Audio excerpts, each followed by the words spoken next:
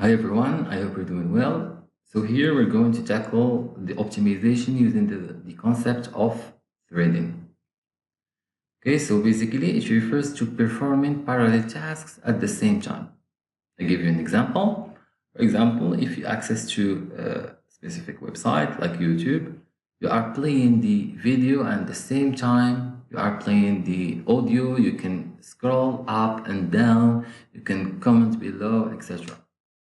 So these are tasks that can be performed at the same time, and that helps optimizing the execution time and also not keeping the user waiting for a specific task to be complete to move to another one.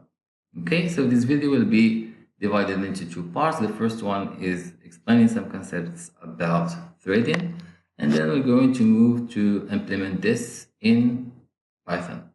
Okay, so before moving into this, you need to understand the concept of process. So basically, what is a process? Simply, it's a program that is in execution state. It means that normally, when the program is loaded in the memory, it executes in the CPU at that specific time. We call it a process.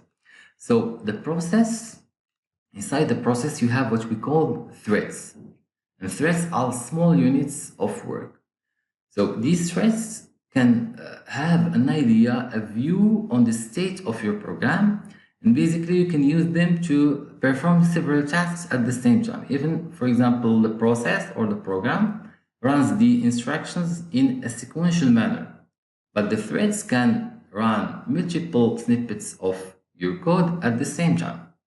For example, you can print some numbers in the screen and at the same time invite the user to type something.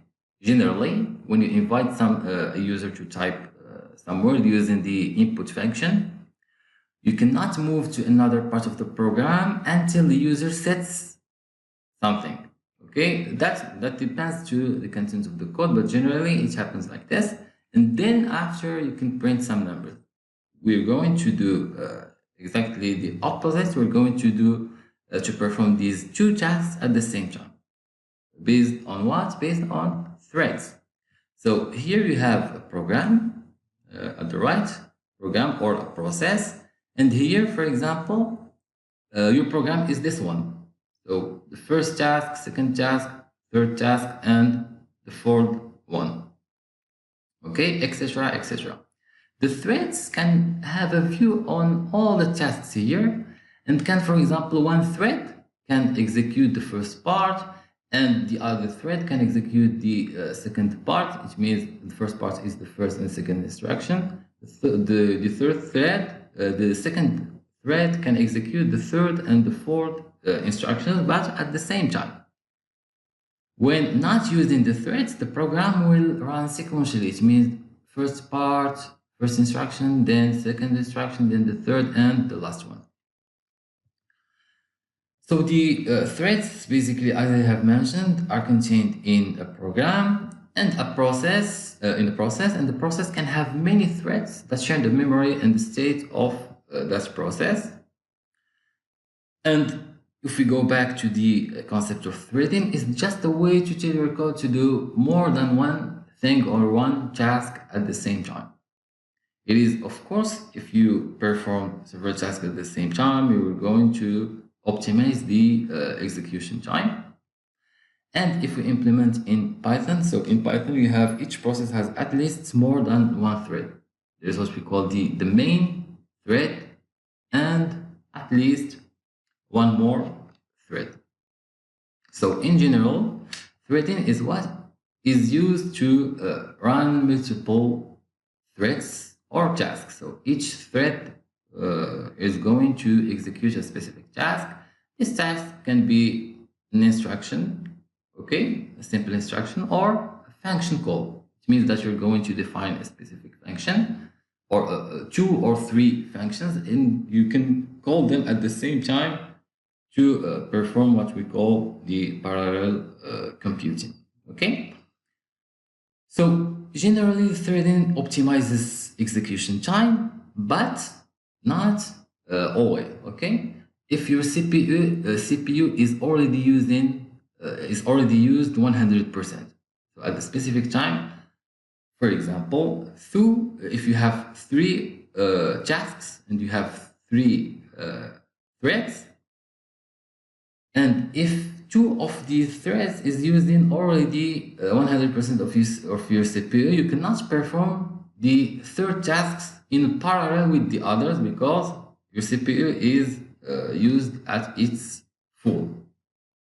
Okay? Now let's move on to implementing this concept.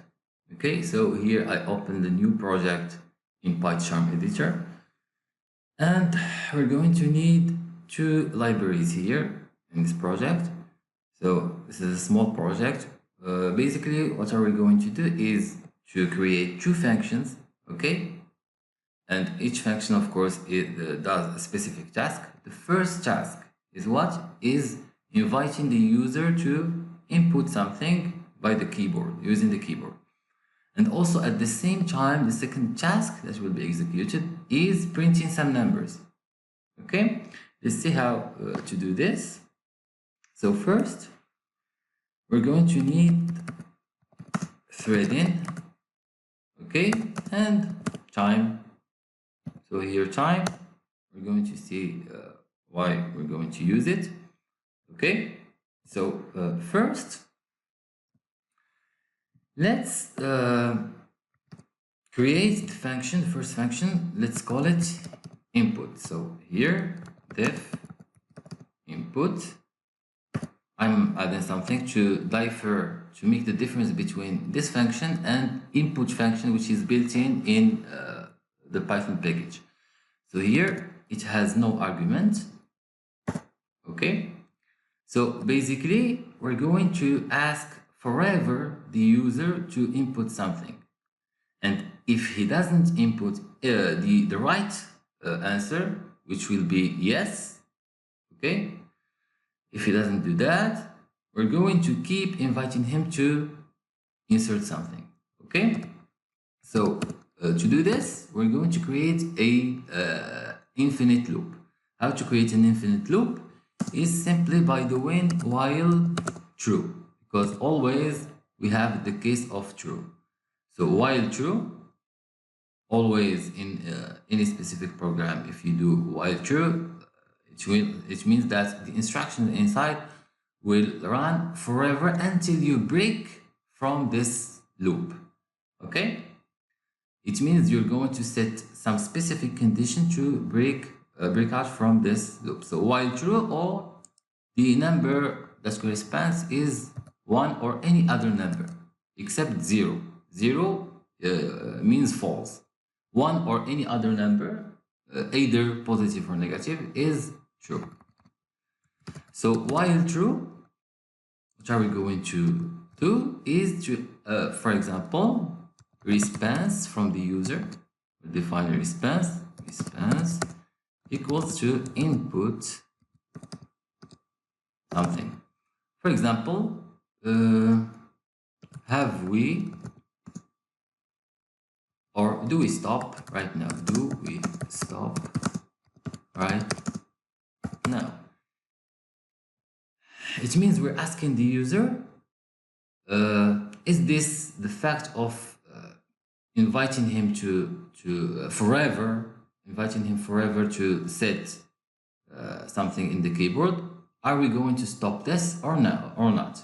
Okay, because we're inviting the user to set something, and we are inside an infinite loop. So we're not going to break from this infinite loop until he answers the right answer, which is, for example, yes. Okay, so are we finished yet, or do we stop right now?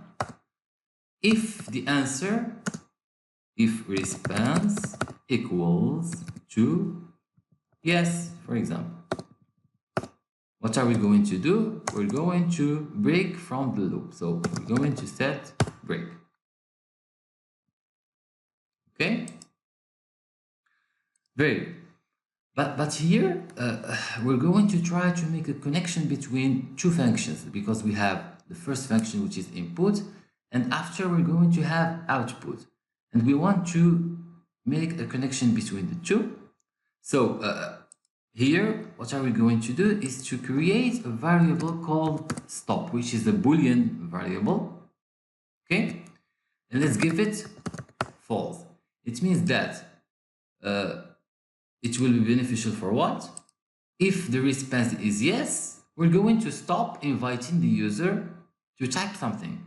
It means that here, if response equals yes, stop equals true. It means we're going to stop.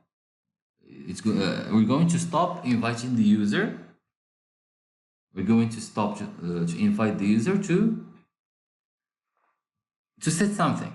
Okay, so here stop equals true. Okay, very well. Now this variable stop, normally it is not known, but in the scope of this function, stop here is not this stop. Okay, why? Because any variable that you are using inside the function, it exists only in the scope of this function and not in the public scope, or what we call the global scope.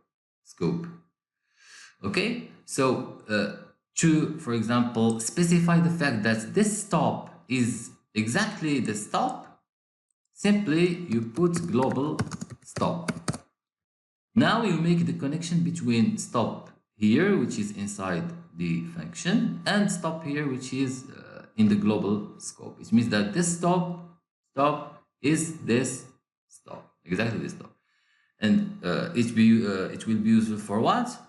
To simply indicate the fact that we are stopping. So here, if the response is yes, we're going to stop. So stop equals true, and we're going to break from this loop. And initially stop was false. Okay, very good. So now we have defined the function which is input. Okay, now we're going to define another function which is the output. It means we're going to print numbers. Output, it means printing something in the screen. What are we going to print? It's some numbers. Okay, so input t. Okay, now we're going to have to use this variable which is stop. Okay, so we're going to print numbers. Of course, we're going to print numbers forever until the user will say yes. Okay, try to reflect a little bit, try to think about it, because what we are going to do is to invite the user forever inside this this infinite loop to type something. If he types something other than yes, what will happen? We will give him the opportunity to type another thing using the keyboard. But if he types yes, we're going to break from the loop. But at the same time, when he doesn't say yes, when he doesn't type yes, we're going to print some numbers. It means that at the same time, we give him the opportunity to type something, and numbers still display in the screen. So the output will use this variable stop. It means that if stop is not true, it means if stop is false, we're going to print numbers. But as soon as stop becomes true, it means that we have already typed yes, we're going to break out from the loop, and also the printing of the numbers will stop. So what are we going to do is, of course, here we're going to use global false, global stop. Why? So that this function knows information about stop here and stop here. Okay, so this output here, function output, it should have information on the state of stop. Is it true or false? So that it can either print the numbers or stop printing the numbers. Okay, so here we have global stop, and we're going to create a loop while not stop. It means normally stop, if you do while stop, it means while stop equals true. Okay, it means while stop equals true. When you do while not stop, it means while stop does not equal to true. It means the negation of stop equals true. It means that stop equals false. So while not stop, it means while stop equals false. What are we going to do? We're going to print numbers. So, for example, let's create a counter. For example, here counter equals for example 0. Okay, and here while not stop, we're going to print counter. Okay, and here we're going to use the library which is time to set some amount of time between printing the first number and the following number. So here, for example, we can say time dot sleep, and we set here what is the number of seconds between each number is printed, or each printing of specific number. For example, it will print the first number, which is 0. It will wait, for example, for 3 seconds, and after it will print 1, etc., etc. So here we're going to set, here you have 6, which means in seconds, 3 seconds. And after, what are we going to do is to, for example, counter, to increment the counter, plus equals 1. Okay, and that's all. So here basically it will do these elements without returning anything. It means here it will just print something. Okay, very well. Now we kind of think about it. So if we call the functions, the two functions, input t, and after that we call output t. Which means we call the first function, then we call the second function. So what happens here is that the first function will be executed first, and then after finishing with this one, the second one will execute.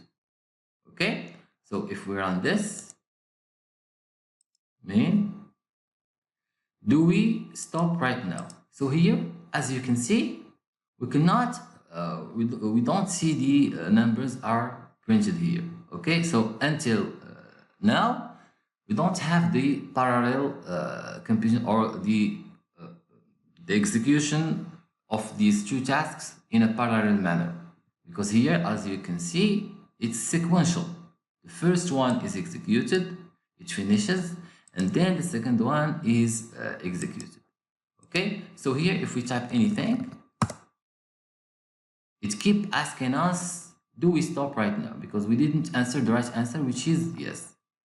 If I type another thing, number, etc. Now when you type yes, we're going to exit.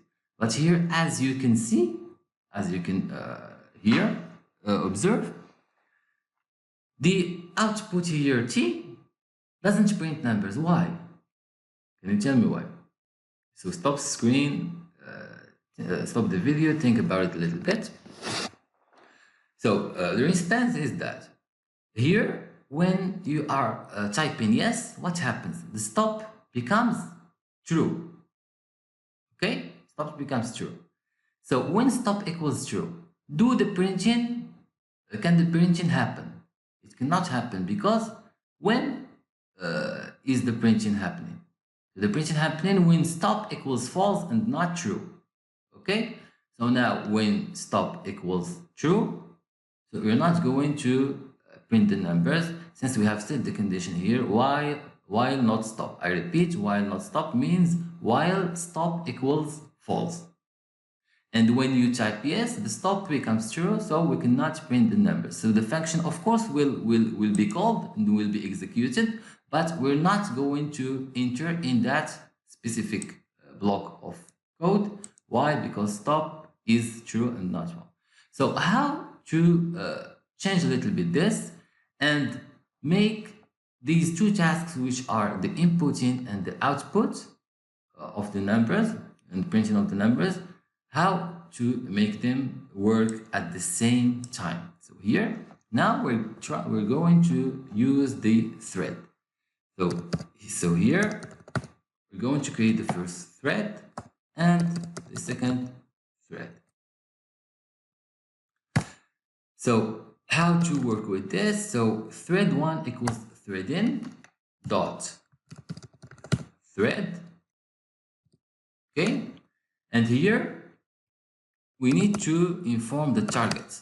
What is the target? Is the function that we are going to call. So the target here equals input t. So it's an argument. It should have the signature of the function. Okay, so input here, we're going to use it without the parentheses. Okay, and we should start the thread. The same thing goes for the second one. Threadin.thread, and here output. So it means that we're going to use two threads to execute two tasks parallelly. So here, the first one, second one, etc. And now, if you run your code, so here, as you can see, you have do we stop right now, and you have the printing of the numbers. And between two numbers, you have 3 seconds. So 0, 1, 2, 3, 4, 5, and at the same time you can type something. And you have the same thing. So do we stop right now? Numbers, etc. etc. Now, when you are going to say yes, we want to stop. So all these two tasks will stop according to the condition that we have set here. So if you type yes,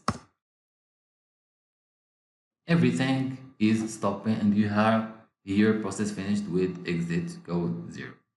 And practically you can use this in any code that you want according to your needs. If you want to do or to perform different tasks at the same time, you can use this threading library. It's very, very useful in networking, in web applications, etc. That was a simple example to showcase the fact that we can do this, and we can optimize time using threading module. So that was all for this video. Thank you very much for watching, and I hope it was very useful to you. Thank you, and see you in another video.